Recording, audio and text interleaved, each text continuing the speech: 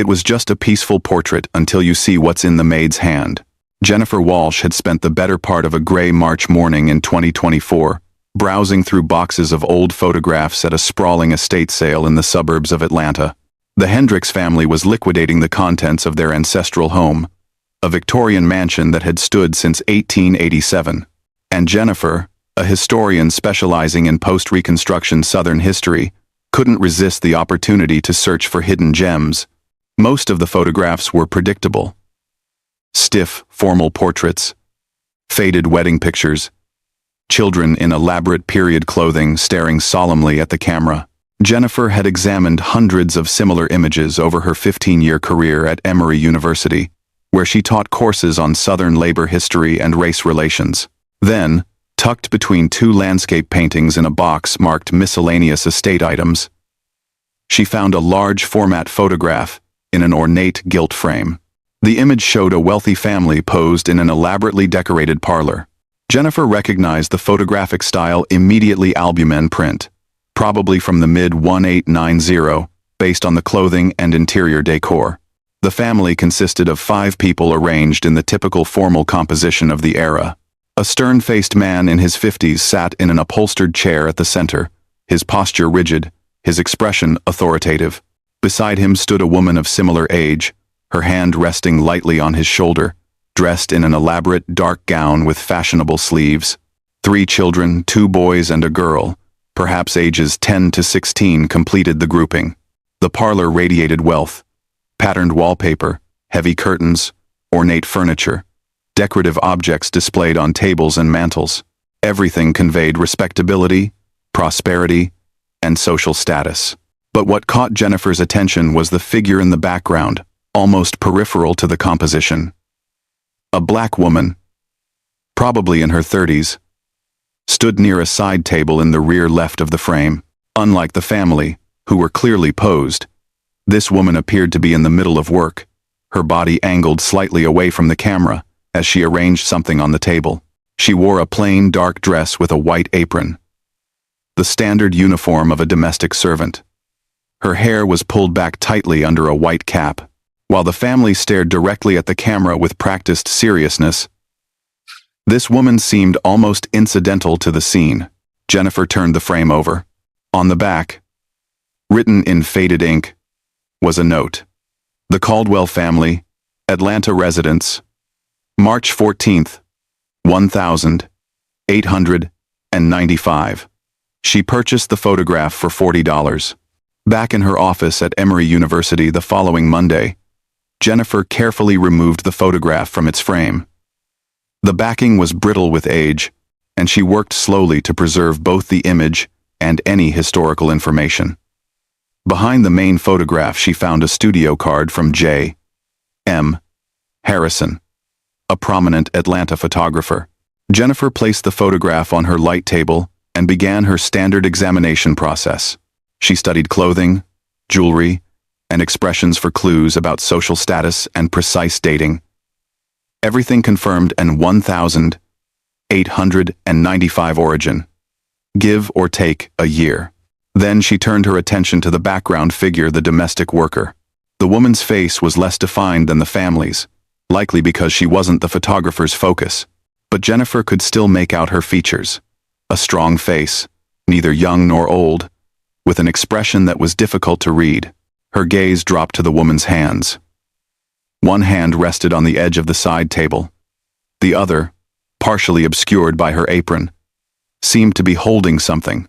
Jennifer adjusted her magnifying glass. There was definitely an object in the woman's hand, but the detail was too faint to identify.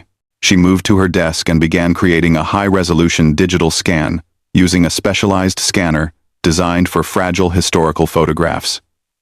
40 minutes later, she opened the digital file.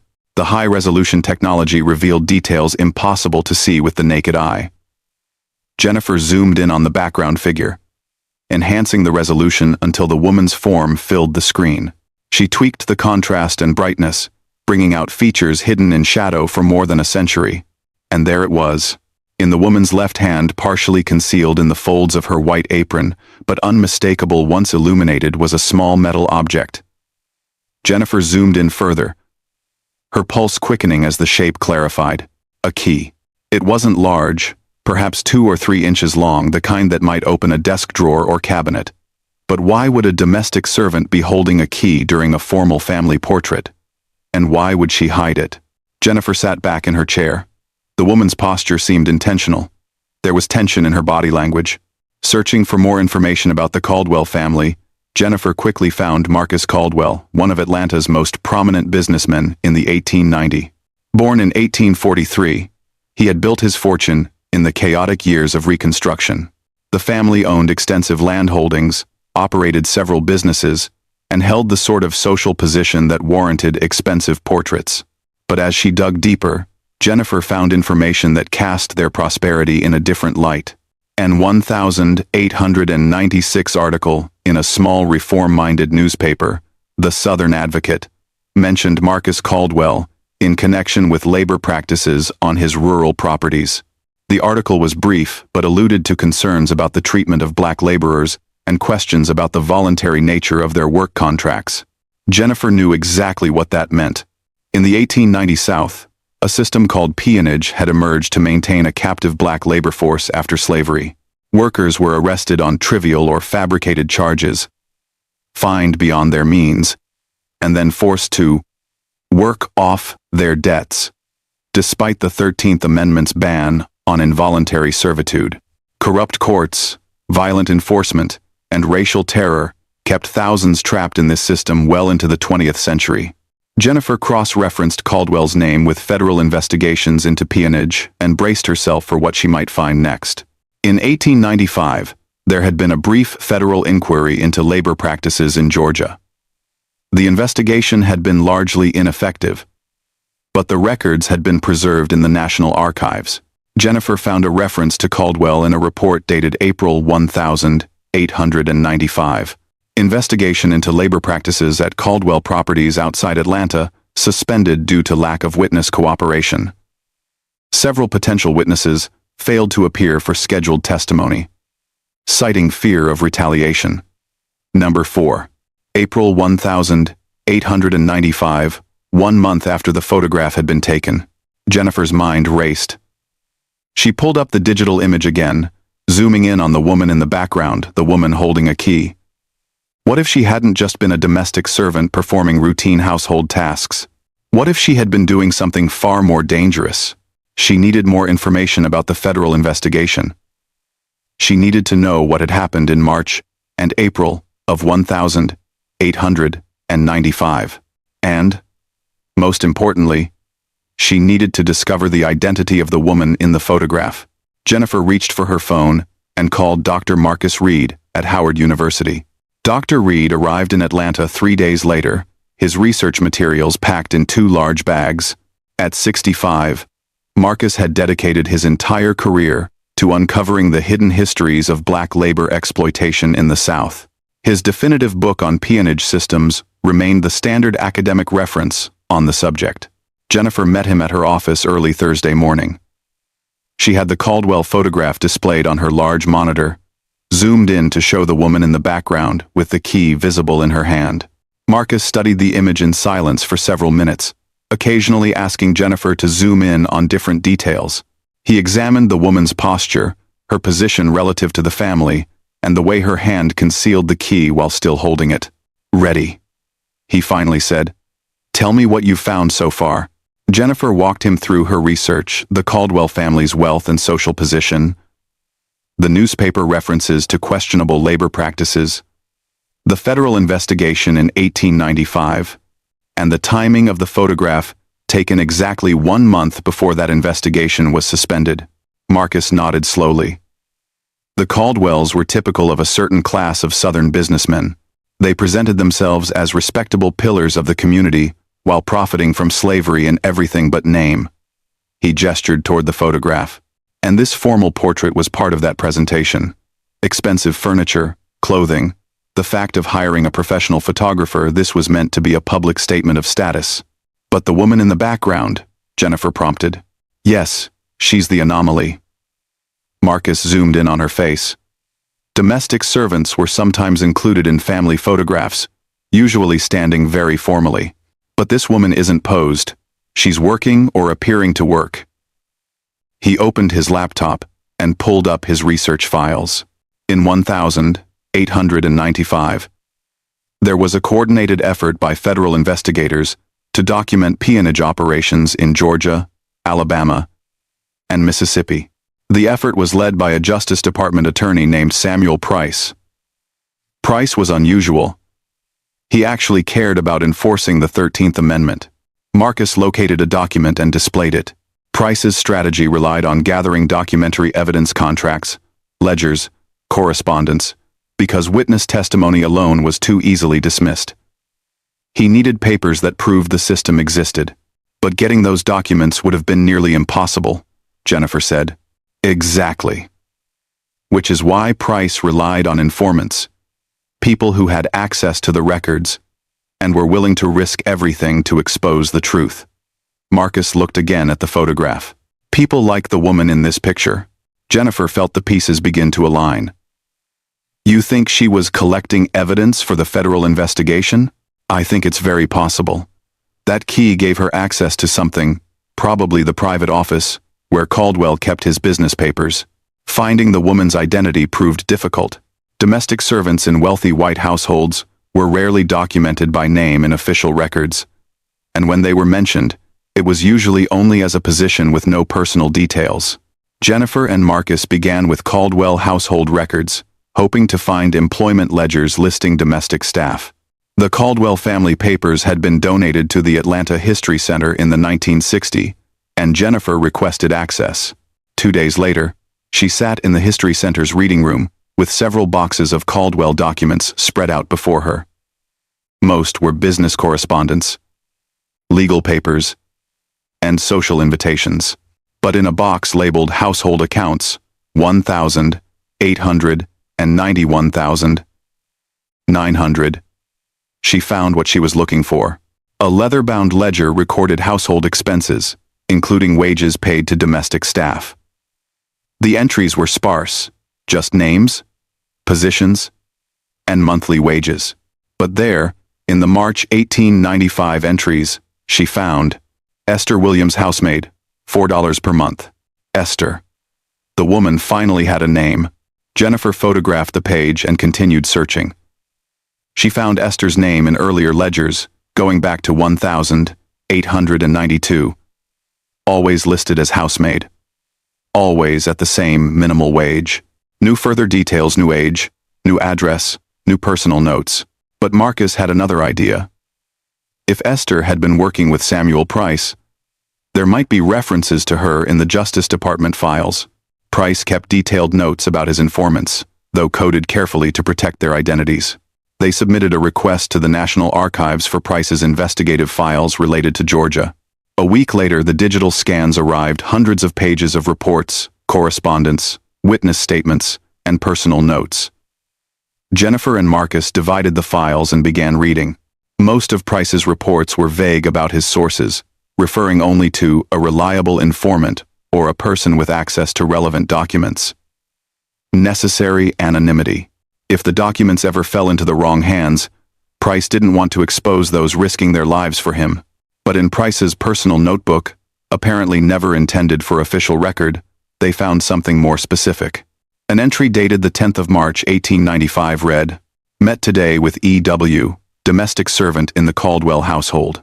She reports that Marcus Caldwell maintains detailed records of labor contracts at his rural properties, including evidence of debt manipulation and forced labor. E.W. has access to Caldwell's private office and believes she can obtain copies of key documents.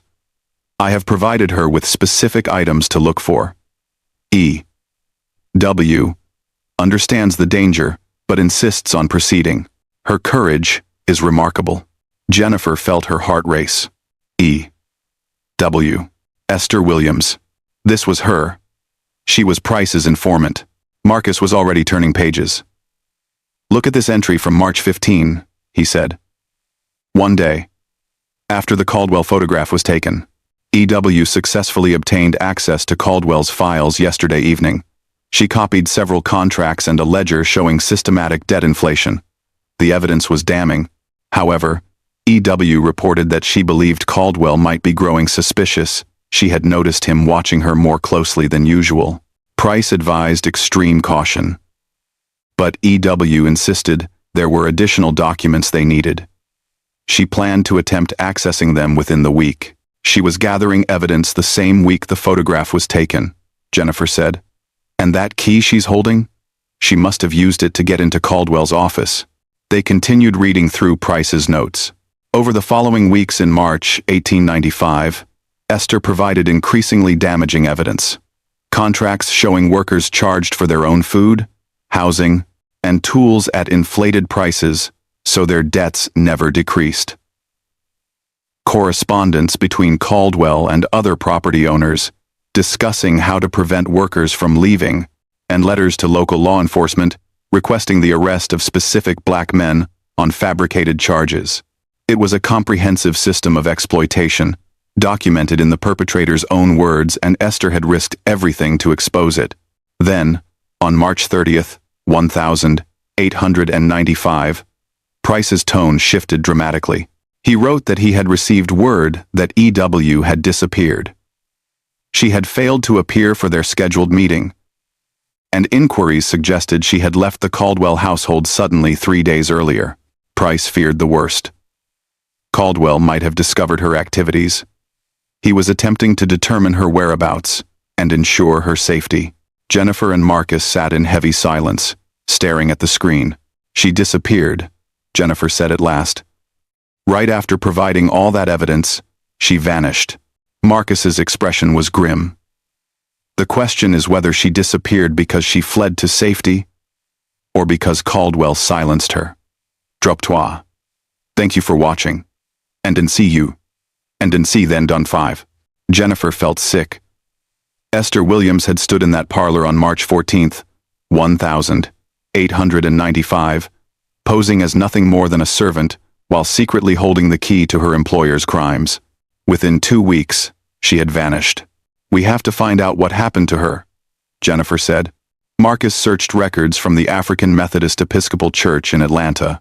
In an April 1895 letter from Reverend Thomas Shaw to the bishop in Philadelphia, they found a crucial clue. A woman from the congregation, who aided federal authorities, had been forced to flee Atlanta for her safety. Trusted members helped move her to a safe location, and the church requested assistance relocating her to a northern city. The woman's name was Esther Williams, age 32. She got out, Jennifer breathed. She escaped before Caldwell could do anything to her. Marcus checked AME church records in northern cities. The denomination had a strong tradition of helping black Southerners relocate to escape persecution. In the records of Mother Bethel AME Church in Philadelphia, they found what they were looking for. A membership roster from May 1895, listing Esther Williams, age 32, relocated from Atlanta, and assisted by Reverend Shaw. Philadelphia, Marcus said. The church helped her get all the way to Philadelphia. They pulled up city directories and census records. In the 1900 census, they found her. Esther Williams, female, Negro, age 37. Washerwoman. Residing at 512 Lombard Street. Jennifer felt overwhelming relief. Esther had survived.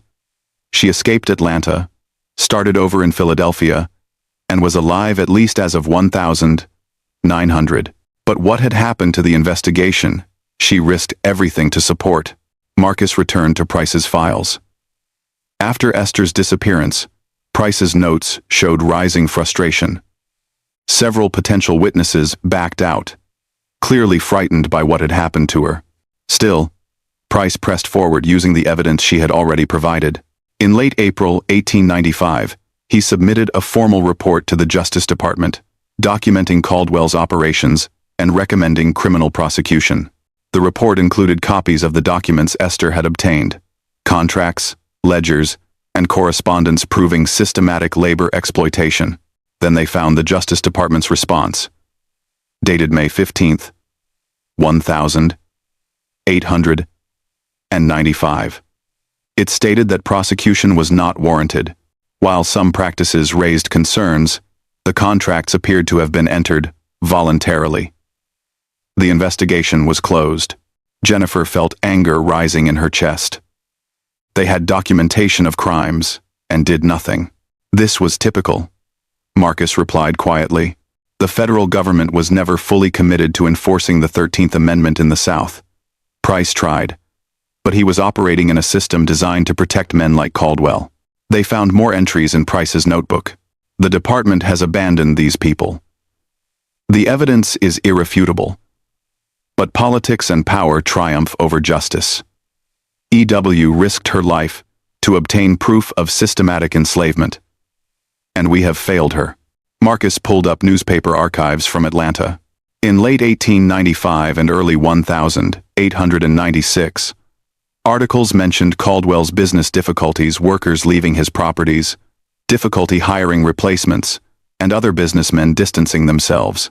An editorial from January 1896 made veiled references to prominent citizens whose labor practices had come under federal scrutiny, raising questions about their character. The investigation might have been officially closed, Marcus said, but the exposure damaged Caldwell's reputation.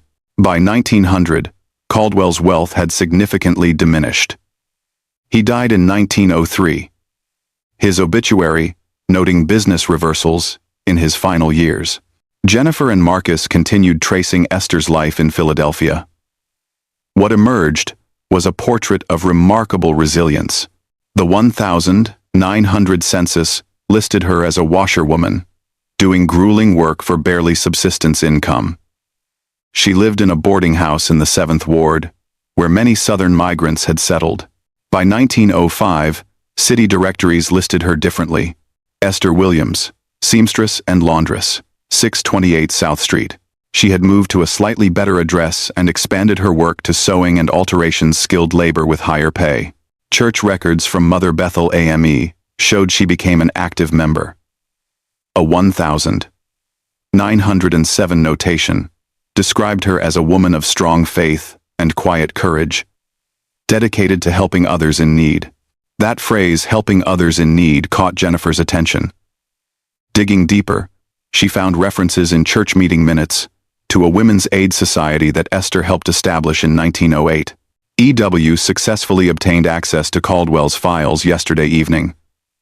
She copied several contracts and a ledger showing systematic debt inflation. The evidence is damning. However, EW reports that she believes Caldwell may be growing suspicious. She noticed him watching her more closely than usual. I have advised extreme caution, but EW insists there are additional documents we need. She will attempt to access these within the week. She was gathering evidence the same week the photograph was taken, Jennifer said. And that key she's holding? She must have used it to get into Caldwell's office. They continued, reading through Price's notes. Over the following weeks in March 1895, Esther had provided Price with increasingly damaging evidence contracts that showed workers being charged for their own food, housing, and tools at inflated prices, ensuring their debts never decreased. Correspondence between Caldwell and other property owners discussing how to prevent workers from leaving, letters to local law enforcement requesting the arrest of specific black men on fabricated charges. It was a comprehensive system of exploitation documented in the perpetrator's own words, and Esther had risked everything to expose it. Then, on March 30th, 1895, Price's tone shifted dramatically. I have received word that EW has disappeared. She failed to appear for our scheduled meeting yesterday. An inquiry suggests she left the Caldwell household suddenly 3 days ago. I fear the worst. Caldwell may have discovered her activities. I'm attempting to determine her whereabouts and ensure her safety. Jennifer and Marcus sat in heavy silence, staring at the words on the screen. She disappeared, Jennifer finally said. Right after providing all that evidence, she vanished. Marcus's expression was grim. The question is whether she disappeared because she fled to safety or because Caldwell silenced her. Jennifer felt sick. This woman, Esther Williams, had stood in that parlor on March 14th, 1895, posing as nothing more than a servant, while secretly holding the key to her employer's crimes. Within 2 weeks, she had vanished. "We have to find out what happened to her," Jennifer said. Marcus searched through records from the African Methodist Episcopal Church in Atlanta, looking for any mention of Esther. He found a letter from April 1895, from Reverend Thomas Shaw to the bishop in Philadelphia. "I write to inform you of a delicate situation. A member of our congregation who aided federal authorities has been forced to flee Atlanta for her safety. With the help of trusted members, she has been moved to a safe location. I request the church's assistance in relocating her to a northern city. The woman's name is Esther Williams, aged 32. She got out." Jennifer breathed. She escaped before Caldwell could do anything to her.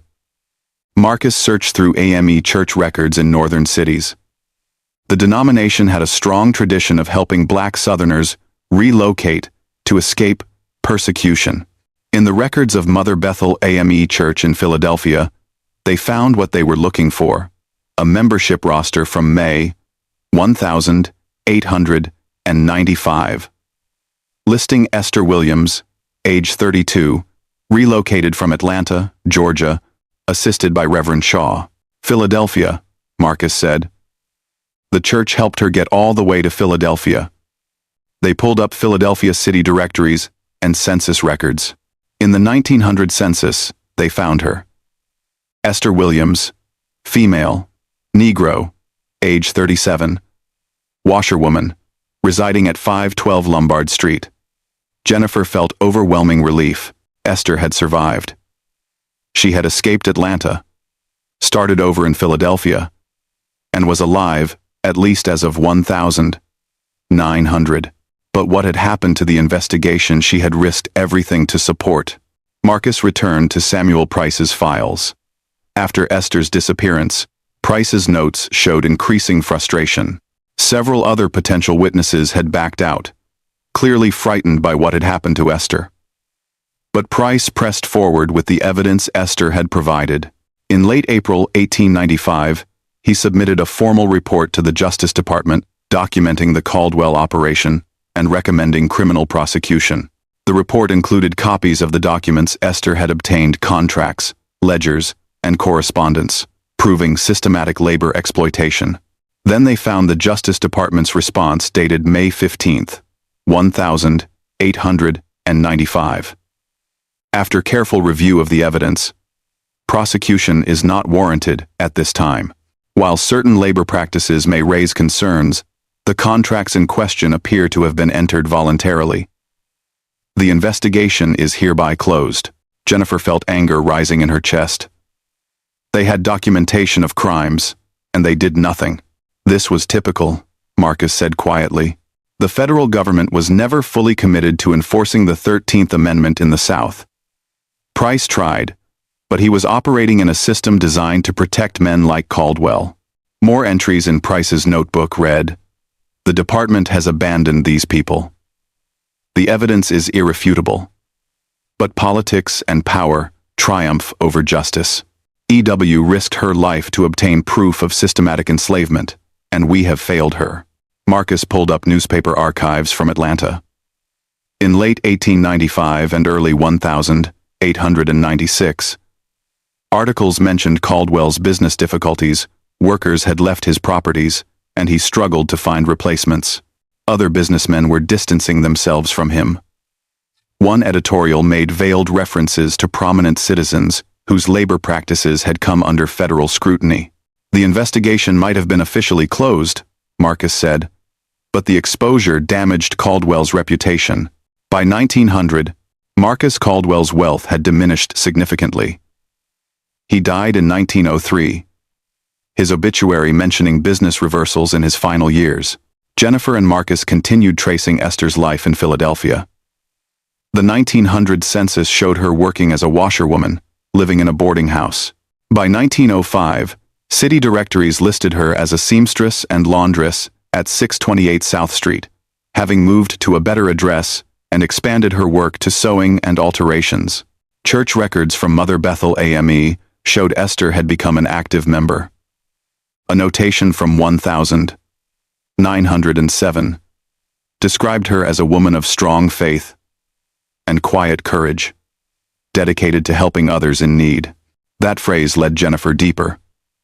She found references to a women's aid society Esther helped found in 1908.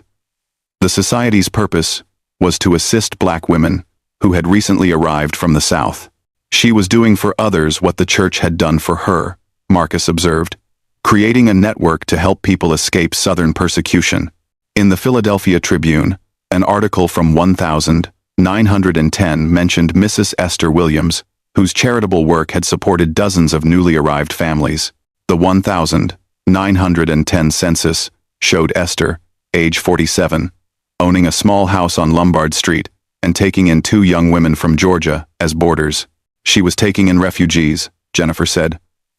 Women escaping what she escaped. Over the following years, Esther's name appeared in articles about charitable work, church activities, and community organizing. In 1918, the Tribune interviewed her for a feature on leaders aiding Black soldiers returning from WWI. Esther said, "I know what it means to escape from those who would keep you in bondage. I'm just returning what was given to me." 2. Jennifer felt tears welling. Esther had never forgotten and spent her life helping others do the same. They found her in the 1920 and 1930 censuses, still living in her home, still taking in boarders, still active in her church. The final record was her 1934 death certificate. Esther Williams died at age 71 inches, Philadelphia. Jennifer spent the next 6 months developing an exhibition for the Atlanta History Center titled The Key to Freedom: Esther Williams and the Fight Against Peonage. She worked with designers, historians, and community advisors to present Esther's story within the broader context of post-Reconstruction peonage. The centerpiece was the 1895 Caldwell family photograph, now understood fully. Visitors first saw the original formal portrait, then used interactive technology to zoom in and discover Esther in the background holding the key. Adjacent displays explained her work, the documents she obtained, Price's notes, her escape to Philadelphia, and her decades of community leadership. Jennifer insisted the exhibition also address the broader history of peonage, testimony from survivors, photographs of labor camps, documentation of violence. Marcus wrote in the exhibition catalog, "Esther Williams represents thousands of unsung heroes who risked everything to fight injustice. Her actions mattered. She freed herself, preserved evidence, and devoted her life to ensuring others had the same chance." The exhibition opened in September 2024, with more than 400 attendees. Reverend Sarah Johnson of Mother Bethel spoke about Esther being known as a quiet, generous woman, but now understood as a courageous one. Activist James Wright connected the story to contemporary injustices. The Caldwell photograph quickly became one of the most recognized images in discussions of post-Reconstruction Southern history. Jennifer kept a copy in her office. She often stared at Esther's barely visible figure, thinking about the courage it took to stand in that room, holding the key that would dismantle the system around her. For 129 years, the photograph had been seen as simply a portrait of a wealthy Southern family. Esther had been invisible until someone finally looked closely. One afternoon, Jennifer received a letter from a high school student, Jayla Washington. Jayla wrote about how learning Esther's story changed her understanding of history and inspired her to research her own family's untold stories. Jennifer pinned the letter to her board. Marcus stopped by one day. "Do you ever think about what Esther would say if she knew her story was finally being told?" Jennifer answered, "I think she'd be surprised. She wasn't seeking recognition. She just lived her values. That makes her story even more important." Marcus said she represented countless unnamed resistors. "Even if we can't name them all," Jennifer said, "we can honor them by telling the stories we can find." At a public lecture, an elderly woman named Dorothy Miller approached Jennifer with a revelation. Her family history indicated her great-grandmother might have been Esther Williams. They compared records the timeline matched. Driving home, Jennifer thought about how one photograph had opened a window into a hidden world, How many other Esthers might be waiting in forgotten images? Esther Williams had held a key in her hand on March 14th, 1895. That key opened a door to freedom for herself, for those she helped, and now for everyone who learned her story. The photograph had kept her secret for 129 years. Now the secret was revealed, and Esther's legacy would inspire generations to come.